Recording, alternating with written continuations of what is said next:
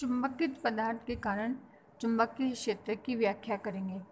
उसमें हम दो तरह के पदार्थ लेंगे, जो एक समान रूप से चुंबकित हो और एक असमान रूप से चुंबकित हो।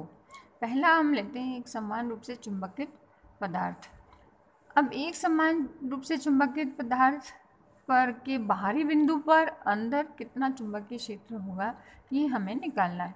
अभी हम बाहरी विद्युत क्षेत्र पर चुंबकीय क्षेत्र की गणना करेंगे। तो हम ये जानते हैं प्रत्येक पदार्थ परमाणुओं से मिलकर बना होता है तथा प्रत्येक परमाणु में गतिशील इलेक्ट्रॉन के कारण परमाणुीय धारा उत्पन्न होती है। प्रत्येक परमाणुीय धारा को चुंबकीय द्विध्रुव के तुल्य माना जा सकता है, जिसका चुंबकीय आघूर्ण m है। अब हम डिफाइन करते हैं चुंबकन सदिश किसे कहते हैं। पदार्थ के प्रति एकांक आयतन में चुंबकीय आघूर्णों के सदिश योग को चुंबकन तीव्रता या केवल चुंबकन सदिश कहते हैं। जैसा कि हमने बताया, ये आपका चुंबकन सदिश है और ये हो गया प्रति एकांक आयतन में उस पदार्थ में जितने भी आघूर्ण हैं उनका सम कर लिया हमने। चूँकि ये मैग्नेटिक फील्ड है तो आघूर्ण कहलाएंगे चुंबकीय आघूर्ण।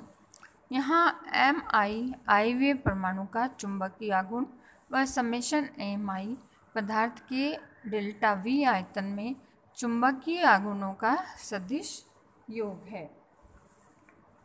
अचुंबकित पदार्थ में परमाणुीय चुंबकीय द्विध्रुवों का वितरण अनियमित होता है, इसलिए m का मान 0 होता है। बाहरी चुंबकीय क्षेत्र की उपस्थिति में इन परमाणुीय आघूर्णों का क्षेत्र की दिशा में आंशिक संरक्षण हो जाता है। मतलब वो एक दिशा में अलाइन हो जाते हैं, एक दिशा में उनकी दिशा एक ही होती है सभी आघूर्णों की, जिसमें समेशन एम आई अर्थात m 0 नहीं होता है और इसका मान बाहरी विद्युत क्षेत्र की तीव्रता पर निर्भर होता है। इस अवस्था में पदार्थ चुंबकित कहलाता है। अब हम एक समान चुंबकित पदार्थ, जैसा कि चित्र 1 में दिखाया गया है, कि टुकड़े के कारण दूरस्थ किसी बाहरी बिंदु पर उत्पन्न चुंबकीय क्षेत्र का मान ज्ञात करना चाहते हैं। माना पदार्थ की चुंबकन तीव्रता m की दिशा z अक्ष के अनुदिश है। इस पदार्थ के dz मोटाई की एक पट्टिका की कल्पना करते हैं, जैसा कि हम यहाँ चित्र में बता रहे, ये dz मोटाई की पट्टिका है, तो जिसका तल चुंबकन तीव्रता m की दिशा के लंबवत होता है।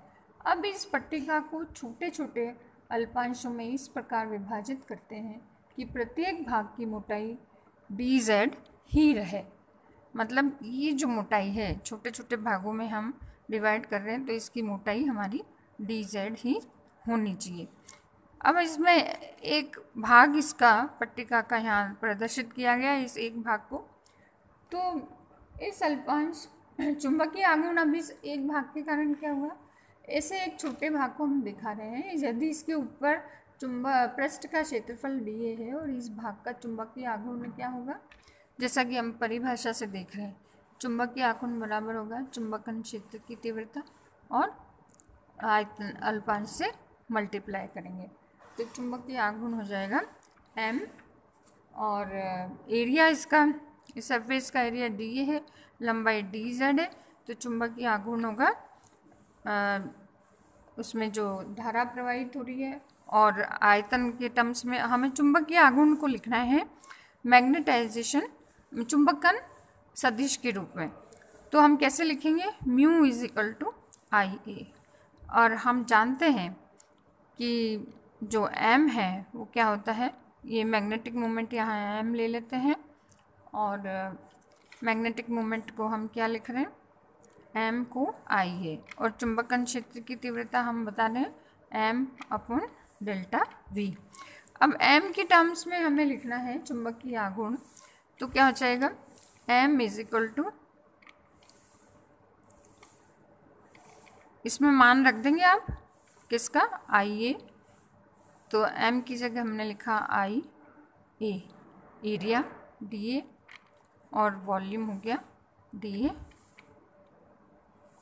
dz। तो I एरिया आपका क्या हो गया, मैग्नेटिक मोमेंट। अब मैग्नेटिक मोमेंट को हम लिखेंगे m की टर्म्स में, तो क्या हो जाएगा, चुंबकीय आघूर्ण बराबर चुंबकीय आघूर्ण किसके बराबर होगा, ये चुंबकीय आघूर्ण। तो इसमें m इज इक्वल टू, हमें निकालना है चुंबकीय आघूर्ण किसके टर्म में, मैग्नेटिक इंटेंसिटी ऑफ मैग्नेटाइजेशन के टर्म में। तो ये हमारे पास चुंबकीय आघूर्ण हो गया IA की जगह हम लिख देंगे m। तो ये हो जाएगा m is equal to capital M dA dz। तो मतलब हम मैग्नेटिक मूवमेंट को, चुंबकीय आघूर्ण को चुंबकन क्षेत्र की तीव्रता में mv की जगह हमने ये आपका एरिया एलिमेंट और ये इसकी ऊंचाई dz से गुणा कर दिया। तो हमारा dA और dz हो गया बराबर v के। यदि इसके ऊपरी पृष्ठ का क्षेत्रफल dA है तो इस भाग का चुंबकीय आघूर्ण होगा m dA dz। इस अल्पांश के आकार की तुलना में दूरस्थ स्थित किसी बिंदु पर चुंबकीय क्षेत्र उतना ही होगा जितना इसके आघूर्ण के बराबर वाले चुंबकीय द्विध्रुव द्वारा उत्पन्न होता है।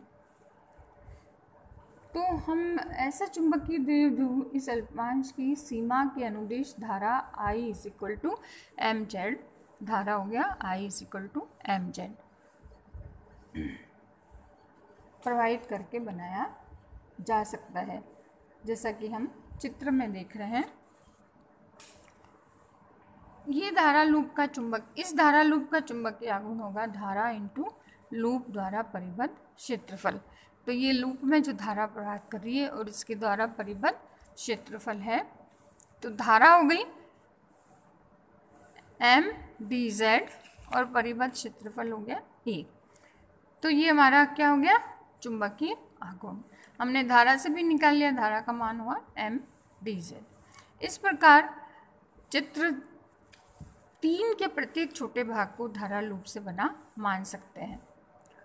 पदार्थ एक ही दिशा में समान चुंबकित होने के कारण सभी लूपों में समान धारा एक ही दिशा में प्रवाहित होती है। उभयनिष्ठ सीमाओं में, यहाँ आपकी सीमाएं जो उभयनिष्ठ है, ये और ये, इसमें धारा एक दूसरे के विपरीत होगी, तो उसमें मैग्नेटिक मोमेंट नहीं होगा। और प्रत्येक पट्टिका की परिसीमा के अनुदिश एक बाहरी धारा प्रवाहित करेगी जिसकी एक ही डायरेक्शन होगी। संपूर्ण पदार्थ का चुंबकीय व्यवहार एक चौड़ी रिबन के तुल्य होगा जिसके चारों ओर dz चौड़ाई की प्रत्येक रिबन में mz धारा, ये आपकी dz चौड़ाई है, ये रिबन बन गया और इसमें धारा इसकी रिबन के अनुदिश प्रवाहित हो रही है। एक समान चुंबकित पदार्थ का टुकड़ा एक पृष्ठीय धारा होता है। पृष्ठीय धारा को क्या कहते हैं, ये आपको धारा हो गया, इसको आपने उसकी जो टुकड़ा है चुंबकीय पदार्थ का उसकी मोटाई से डिवाइड कर दिया, तो ये कहलाती है पृष्ठीय धारा, और वो बराबर किसकी हो गई, m। मतलब पृष्ठीय धारा और चुंबकन क्षेत्र बराबर है। और यहाँ पे ये, वैसे हम करंट लिखते हैं एम्पियर, पर यहाँ पे इसका मतलब है धारा प्रति मीटर।